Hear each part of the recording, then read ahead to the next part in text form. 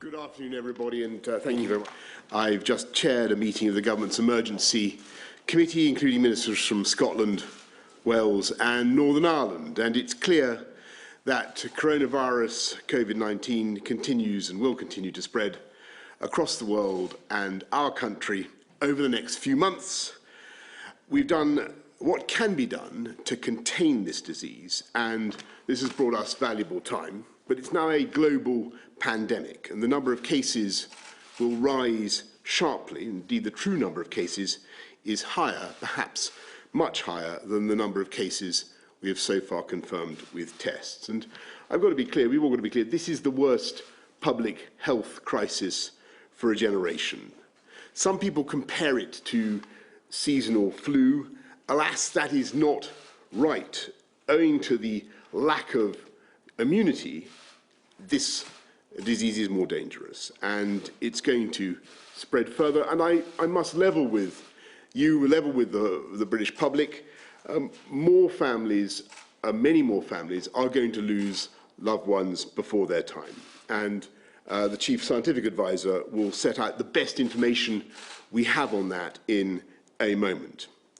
But as we've said over the last few weeks, we have a clear plan that we are now working through. And we're now getting on to the next phase in that plan, because this is now not just an attempt to contain the disease as far as possible, but to delay its spread and thereby minimize the suffering.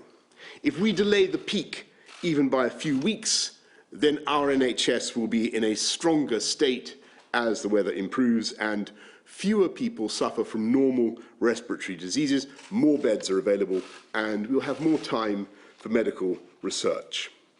We can also act to stretch the peak of the disease over a longer period so that our society is better able to cope. The Chief Medical Officer will set out our lines of defence. We have to deploy these at the right time to maximise their effect.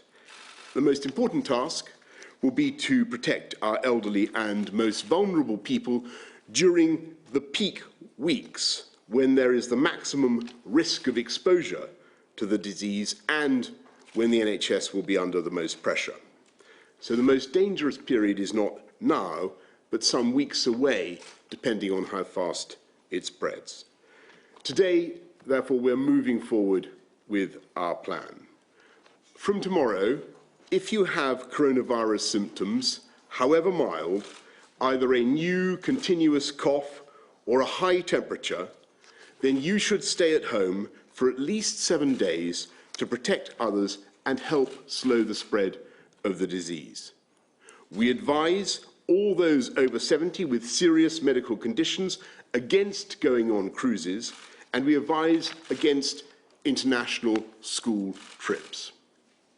At some point in the next few weeks, we are likely to go further, and if someone in a household has those symptoms, we will be asking everyone in that household to stay at home.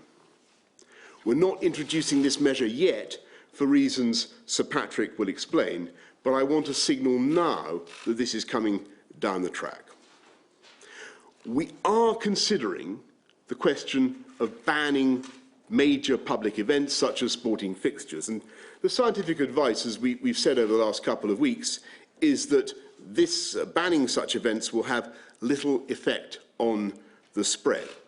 But there is also the issue of the burden that such events can place on public services. So we're discussing these issues with colleagues in all parts of the United Kingdom, and we'll have more to say shortly about the timing of further action in that respect. At all stages, we have been guided by the science, and we will do the right thing at the right time. We are not, repeat not, closing schools now. The scientific advice is that this could do more harm than good at this time, but of course we're keeping this under review, and this again may change as the disease spreads. Schools should only close if they are specifically advised to do so, and that remains our advice.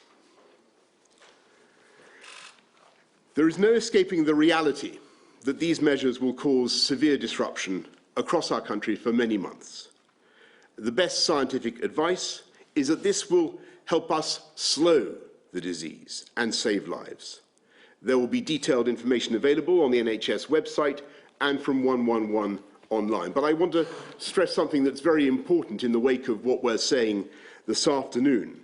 I urge people who think, in view of what we're saying about their potential symptoms, that they should stay at home. I urge them not to call 111, but to use the internet for information if they can. I also want, at this stage, to speak directly to older people, because this disease is particularly dangerous for you, for older people, even though the vast majority of older people will experience a mild to moderate illness. I know that many people will be very worried. And I think we should all be thinking about our elderly relatives, the more vulnerable members of our family, our neighbours, and everything we can do to protect them over the next few months. We're going to need to mobilise millions of people to help and support each other. And I just want you to know that the government will do all we can to help you and your family during this period. We're not just going to be, as you saw yesterday, supporting the economy during this period. We will be providing money and many other forms of support and helping communities to support each other. And as we've done over the last few weeks, we will continue to provide, as soon as we have it, as much clear scientific and medical information as we can. So I'd like to end by repeating the two important messages with which you will become familiar. It is still vital, perhaps more vital than ever, that we remember to wash our hands. And lastly, of course, even if things seem tough now, just to remember that we will get through this. This country will get through this epidemic, just as it has got through many tougher experiences before, if we look out for each other and commit wholeheartedly to a full national effort.